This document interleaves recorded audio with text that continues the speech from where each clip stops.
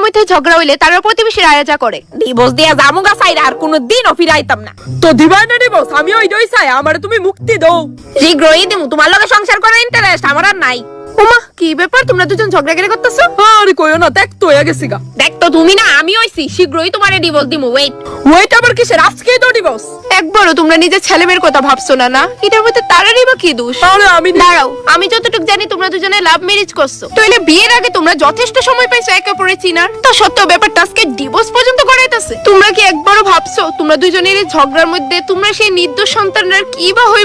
আমারই দোষ আছিল, প্লিজ তুমি আমারে ক্ষমা করে দাও, আমি জীবনও ঝগড়া করতাম না। না না, তোমার কোনো দোষ নাই, সব আমারই দোষ, আমারে তুমি ক্ষমা করো। ওয়াও, আর আমার বাড়ির ঝগড়া লাগলে লে আমার পাড়ার আন্টি। এত টাকা তুমি কই খরচ করো? হ্যাঁ, আমার ফার্স্ট মনে আছে 1 সপ্তাহ আগে আমি তোমার পুরো 10 টাকা দিছিলাম। টেহা দিত আমি আমার বাপের বাড়ি ফাড়াই, বুঝছো না? হয় মনে লাগতাছে। কি তা কইছো তুমি? ঠিক কইছি। লতিকার বাপ দাদা